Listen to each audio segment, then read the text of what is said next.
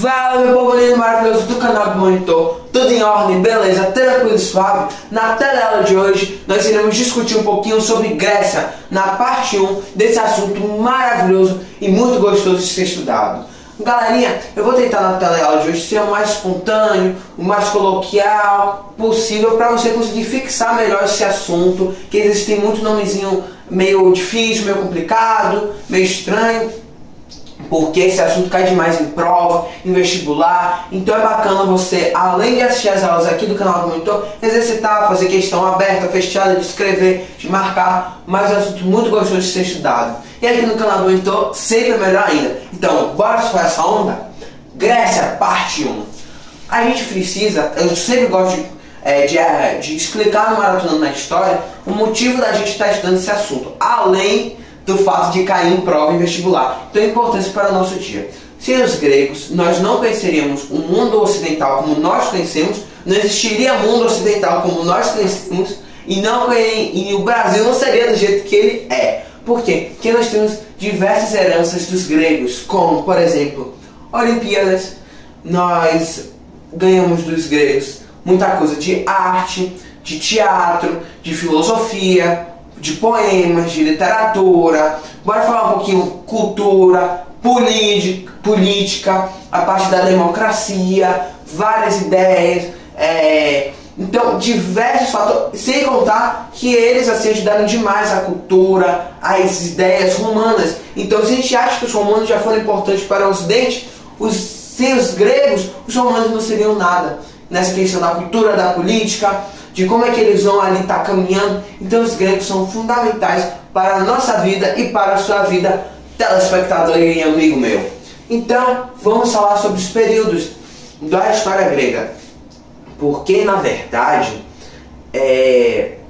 a gente está estudando o período da antiguidade clássica. Mas a antiguidade clássica a gente tem várias figuras, mas as duas figuras mais assim, importantes, proeminentes, são os gregos e são os romanos.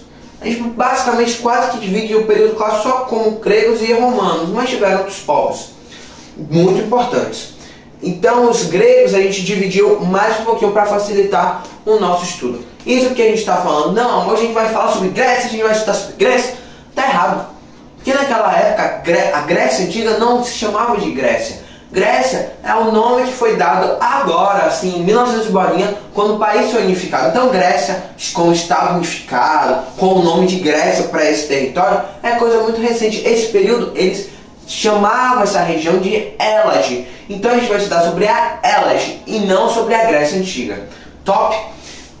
Bem, o primeiro período de todos é o período pré-homérico. Pré-20 antes, exemplo, pré-história, antes da história. Tirando que existe toda uma discussão, assim, problematizando se não existia história no período da pré-história, mas isso é assunto para outra teleaula. Então o período pré-homérico é antes de Homero. Depois a gente vai ver quem é esse carinha.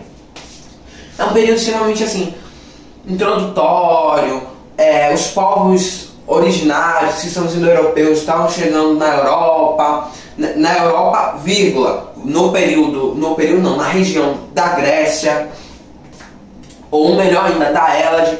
Estavam começando ali a formar algumas civilizações, algumas cidadezinhas, mas tudo muito engateando, passos muito curtos. Mas duas civilizações bacanas da gente comentar Creta e Micenas, que foram duas civilizações, foram muito importantes, que dominaram muitas terras, foram muito influentes, e que elas foram tão importantes que o período pré-homérico tem um período minoico dentro, que a Creta era a cidade, era mais importante de todas, e o período micênico, que é o período de Micenas. E esses dois estão muito relacionados com o período homérico. Okay? Porque o período homérico é o período do titio Homero. Quem era titio Homero? Titio Homero, ele era uma figura no qual por muitos anos nós, assim, colocávamos ele como autor de Ilíada e Odisseia, duas epopeias super importantes para o mundo ocidental. Ou seja, poemas heróicos sobre guerra, etc., que é a Guerra de Troia. E nós temos também, além da Guerra de Troia, nós temos a Odisseia, que conta a história de Ulisses, ou Odisseu, depende da versão, se é grega ou se é romana, retornando para a sua casa. É interessante a gente falar da Guerra de Troia, que envolveu Micenas, porque por muito tempo nós achamos que a Guerra de Troia não existiu. Existem alguns estudos que validam a existência de Troia, existem alguns registros históricos que indicam que Troia existiu, mas existem outros que mostram que Troia ou não era nesse período que a história se passa, ou que realmente não existiu essa guerra relacionada a uma mulher e etc, que seria Helena, mas isso não é foco da nossa discussão aqui. E também falar de Homero é também olhar para vertentes diferentes dos estudiosos, dos historiadores, porque por muito tempo achou que Homero era uma pessoa, mas a gente via escritos de Homero com períodos de 100, 200, 300 anos. Ele não era imortal, né, minha gente? Então, existe uma vertente que acredita que Titio Homero não era uma pessoa, mas sim uma série de pessoas que escreviam, que utilizavam como pseudônimo nas suas histórias Homero. Agora existe também outra versão, existe outra linha, outra corrente de pensamento que diziam que Homero ele foi uma figura muito importante e aos poucos seus pupilos, pessoas que estavam ouvindo suas histórias, etc., foram escrevendo as histórias que antes eram ditas oralmente. Mas aí é discussão que não cai em vestibular, etc., mas é bacana para você entender melhor o contexto da época. E aí entramos no período arcaico. O que é arcaico? Arcaico é um protótipo, ok? Então, você quer pensar em arcaico? Pensa num protótipo. Por quê? Porque nesse período estava lançando o protótipo das cidades-estados, então as polis gregas. A gente chama de cidade-estado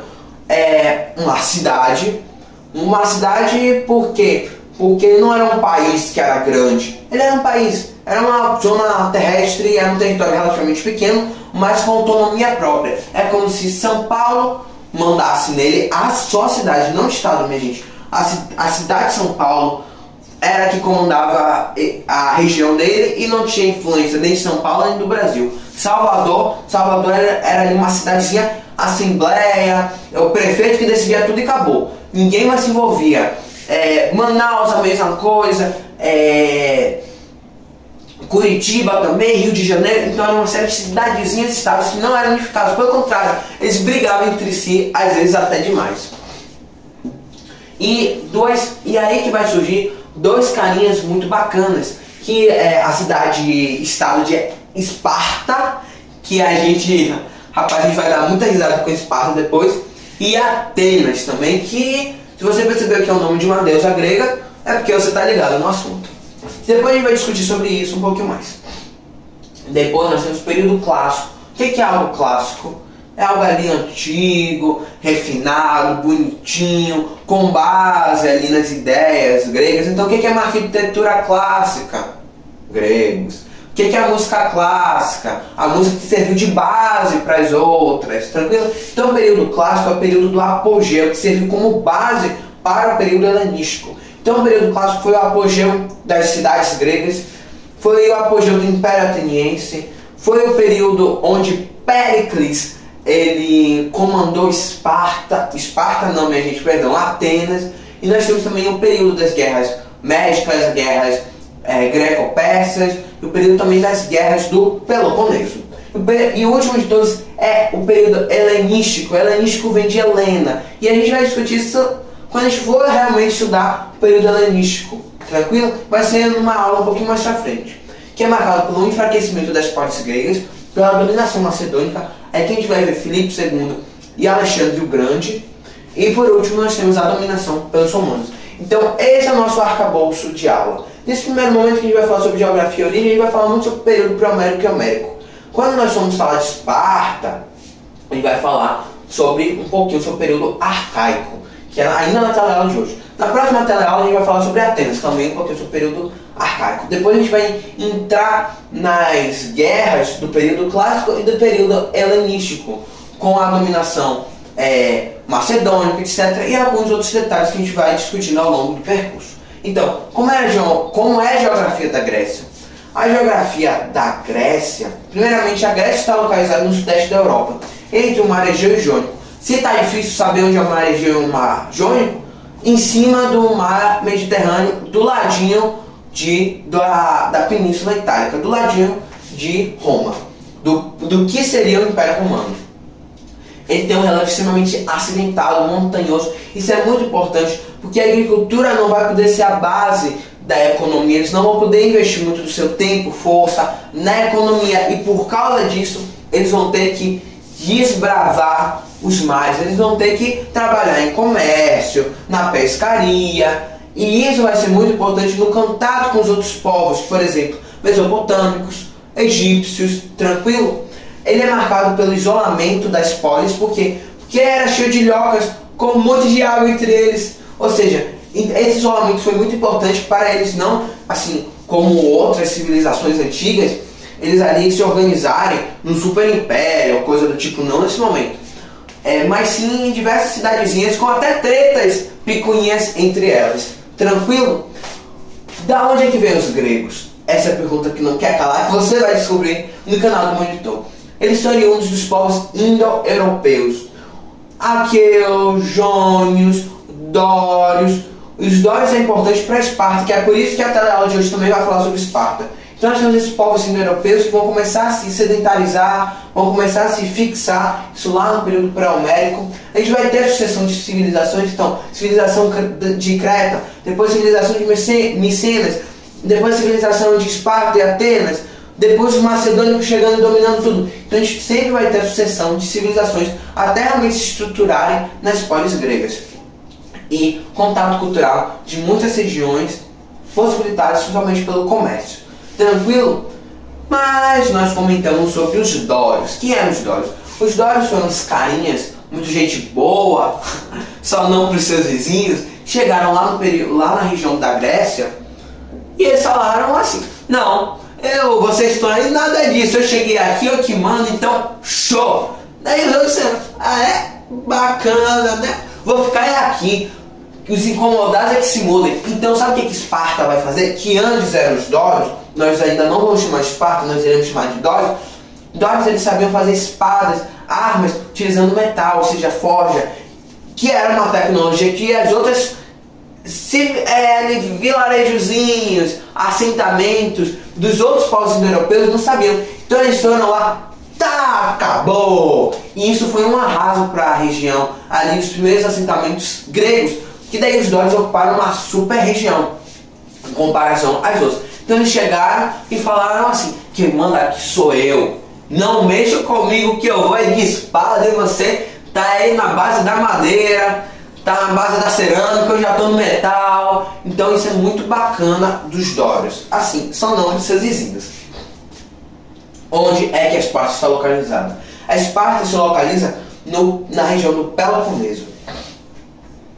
Ela é caracterizada por uma organização militarista, a gente vai entender isso depois, ou seja, a base de tudo, da sociedade, da economia de certa forma, era a parte militar, as guerras, militarismo, bora treinar, eu quero exército, e nós temos uma organização extremamente rígida, então eles eram ali muito fechadinhos, a organização da sociedade era muito rígida, então a gente não tinha, por exemplo, como Atenas e outras regiões, às vezes não existia a possibilidade de ascensão social, quase nula.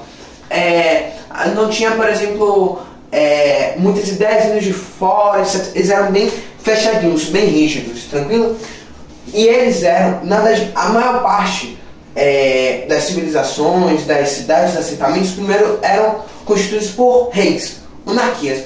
Mas aos poucos, os aristocratas, a nobreza, alguns livros tratam como aristocracia, outros livros chamam de nobreza, mas é mais interessante nesse momento a gente chamar de aristocracia, porque nobreza é mais ligada à Idade Média, esse termo. Então a aristocracia, que eram os senhores de terra na verdade também é Idade Média. Então o pessoal que tinha muita terra mais fértil, etc., eles começaram a ganhar poder, etc., e no final continuou na maior parte das regiões ter uma monarquia, mas ao mesmo tempo ter um conselho, ter uma aristocracia, ter algum governo com um conselho, alguma coisa assim. A gente vai entender um pouquinho melhor quando chegar em Atenas. Então eles tinham uma oligarquia. Oligarquia significa conselho de poucos. E o governo deles era dividido nessas 4 instituições.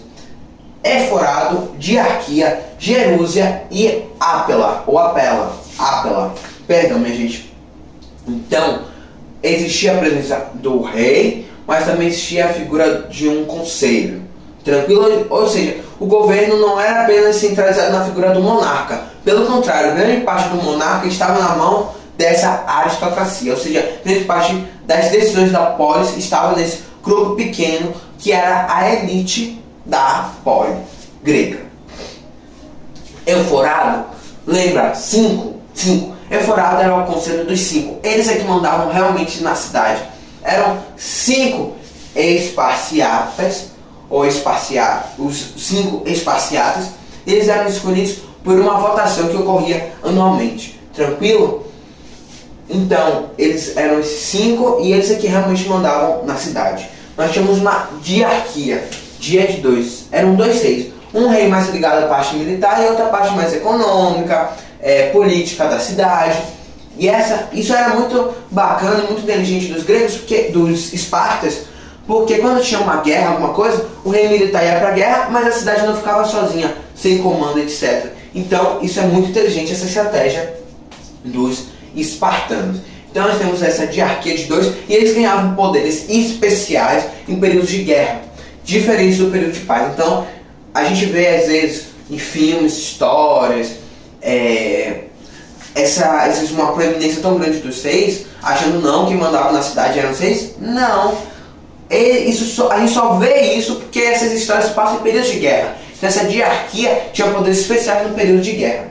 Nós tínhamos a Gerúsia, que era o conselho dos velhos. Gerúsia com IA no final. Lembra Jerusa. E Jerusa costuma ser nome de idoso, de idosa. Então, Jerusa era o conselho dos velhos. Então, cidadãos, ou seja, os esparciados, com mais de 60 anos, iam para esse grupo, esse conselho, ou o conselho dos anciãos, que a gente chama. E esse conselho iria decidir leis, julgamentos. Eles eram um conselho que teria mais poderes abaixo do eforado. E por último nós temos a Apela, também pode ser escrito sem esse acento e 2 L's, que era onde os demais esparciatas com mais de 30 anos poderiam discutir, podiam debater as leis, as decisões, etc. Mas eles só tinham apenas um caráter opinativo, eles não mandavam em nada. Eles poderiam ser chamados para dar consulta, mas eles não mandavam, como o eforado e a Jerusa, que é o conselho dos anciãos, o conselho dos velhos. Então, como era a sociedade? Porque é interessante entender a sociedade para entender, fechar ali as lacunas do governo de Esparta. A sociedade. Lá no topo tinha os esparciatas, que eram a elite, a aristocracia. A vida deles estava ligada às decisões políticas, às guerras, ao militarismo, que mais? Então, eles é que mandavam, tinha as terras mais férteis, então eles é que estavam ali no topo, mandando ali casca grossa. Depois nós temos os periecos. Os periecos, eles eram cidadãos livres, mas eles não faziam parte dos esparciatas. Eles trabalhavam em comércio, eles trabalhavam com a parte do artesanato. Eles eram livres, mas eles não tinham cidadania como esparciatas. Ou seja, eles não podiam participar das decisões da cidade, da polis grega. E nós temos os ilotas. Imagina, sabe quando a gente vai lá surfar na praia, tem aqueles ilhotas, ou seja, apititinhos que não sabem surfar, nada, estão ali na beira tentando aprender? Então, ilotas. Então, os ilotas, eles eram os escravos do Estado, que não existia essa ideia de escravo como propriedade específica de um senhor. Então, eles eram meio que escravos do Estado que poderiam ser libertos. Assim, muito raro ocorrer um caso desse, mas pelo Estado e não pelo proprietário, que o proprietário não poderia vender, trocar, emprestar, e eles trabalhavam ali nas terras como benefício ao seu senhor. Esses ilotas, eles eram oriundos dos povos muito antigos, até povos bem antigos, que os dórios, que os espartanos, eles conquistaram. Ou seja, derrota de guerra virou ilota.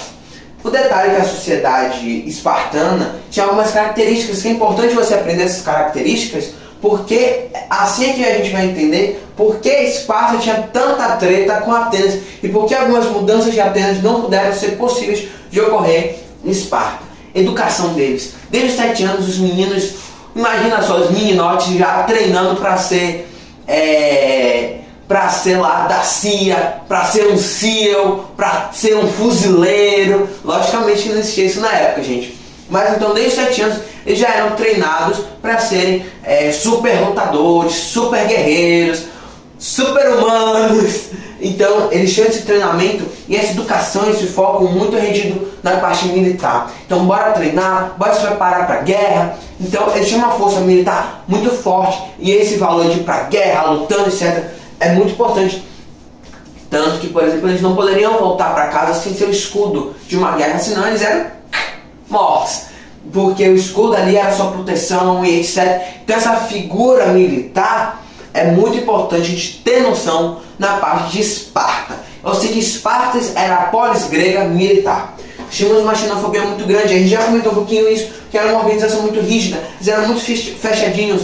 Lembra que os dórios tocaram terror lá na Grécia? Logo no início, então eles ali eles se achavam os maiorais, top de linha, quem manda aqui sou eu. Então isso explica de certa forma a xenofobia, ou seja, esse ódio, não seria nem ódio, mas essa desamizade com os povos ao redor. E nós tínhamos o laconismo, que laconismo significa meio que homem calado. O que isso significa? Isso significa que eles, assim, diferente de Esparta, de Atenas, eles não, para as decisões, eles não prezavam tanto pela retórica, por uma discussão. Pelos contrários, eles iam logo para porradaria. Tá discordando de mim? Pronto, bora matar aí, bora quebrar, bora lutar. Então, diferente de Atenas, a gente vai conseguir ter democracia, de certa forma, não do jeito que a gente vê hoje, mas democracia, uma conversa, uma retórica, porque os atenienses eles estavam muito ligados com o comércio e você não vai matar a pessoa que está querendo comprar seu produto porque ele reclamou do preço. A gente vai reclamar, não, 150 tá caro? Não, baixo para 120, não, baixo para não, bora fazer o seguinte, eu faço 200 ao invés de 300 e você pega 2, tá de boa? Já espartanos não, o foco deles era militar. Então, guerra, etc, batalha, então eles não iam discutir preço, não, você tá reclamando do meu preço? Pô, acabou! Então o laconismo é muito importante também a gente entender que isso é um fator que vai influenciar nas decisões e assim no caminho, na jornada de Esparta ao longo de todo o período da Grécia. Gente, na próxima aula a gente vai falar sobre Atenas e toda a parte tanto social, política e as decisões de Atenas, que vai influenciar muito assim o nosso dia a dia até hoje. E logo em seguida nós iremos falar das guerras médicas e do período helenístico. Gente, se vocês estão gostando aqui do projeto do canal do Monitor, do Maratonando na História, deixa o like, se inscreva no canal, compartilha e aperte no sininho para que cada vez nossa sala de aula cresça mais.